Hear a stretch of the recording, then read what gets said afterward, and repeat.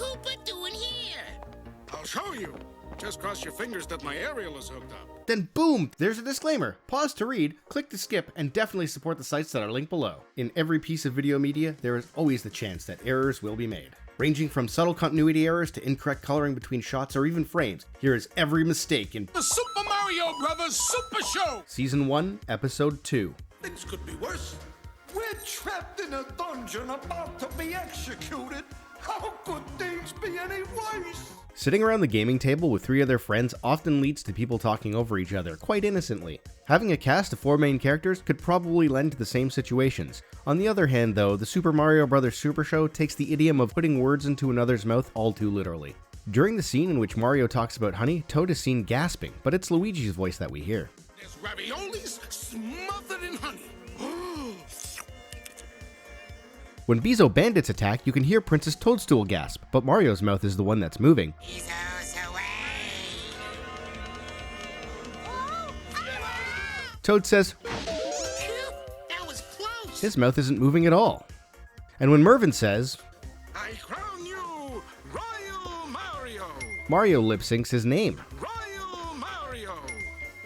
While watching one character speak and hearing another character's voice is bad, all too often the animation in the Super Mario Bros. Super Show is so error-ridden that it's immersion-breaking even to a child. When Mervin pops in to save Mario, Luigi, Princess Toadstool, and Toad, Mario's sideburns are missing. It's almost a creepypasta. After Princess Toadstool says, That's the last of those grimy green good-for-nothings. the emblem on Mario's hat briefly disappears. The M medallion on Mario's hat disappears a second time when he's about to receive the crown. Is this a far-off block, a patrolling Beezo, or a smudge? I'm not going to pick out too many of these animation errors, but this one's just so noticeable against the bright background. It could have easily been fixed in post, but it wasn't.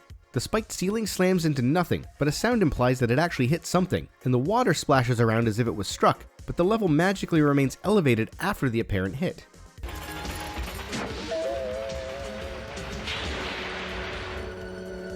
In the world of speedrunning, we're quite used to the idea of frame-perfect inputs, an input that has to be done on the exact frame. In the world of the Super Mario Bros. Super Show, however, errors happen so fast that they're practically invisible. In the cell scene, Mario moves to the right for 1 frame, and then returns to his original position. Similarly, when the scene fades in from black and we see Toad's face turn, he suddenly is layered behind Toadstool for 1 frame, and then returns to being in front of her. In the scene where Mario uses the golden plunger to escape the net, he jumps through part of the net that's still intact, and it covers his hand as he assumes a battle stance.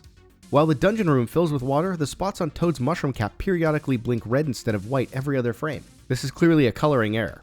After Mario says, I could really go for a mozzarella milkshake! and the camera pans, Luigi is layered on top of another villager. As Mario yells out to Luigi while he jumps the moat, Watch out for killer Trouters! there's a single frame where his color palette changes from Super Mario to his usual color scheme. It happens right in the beginning of the scene, so it's actually really difficult to catch. Speaking of Mario Brothers palette swaps, let's talk about doppelgangers. While Luigi is about to jump in the moat, Toad, Mervin, Princess Toadstool, and another Luigi are seen taking cover behind a rock in the distance. In another scene, Luigi has Mario's color scheme, in this universe a blue shirt with red overalls, before Mario cuts the gang out of the net using the golden plunger. Simple continuity errors are bad enough, but disappearing items or things staying on screen for far too long has interesting results. When Mario first challenges King Koopa in the Cramalot castle, King Koopa is holding the regular scepter, but when we cut to the battle with Mario, he's using the golden plunger. We're going to go back to the dungeon scene yet again, not because I have a thing for dungeons or anything, but because the scene is just so riddled with errors.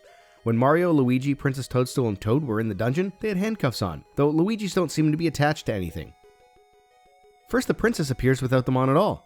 In the next shot, when Merlin arrives, Luigi has freed himself from his chains. At first, I thought this might have been a streaming error, so I tried a couple of different sources. Turns out that whoever was taking the snapshots of the frames to make the animation kind of forgot one in place.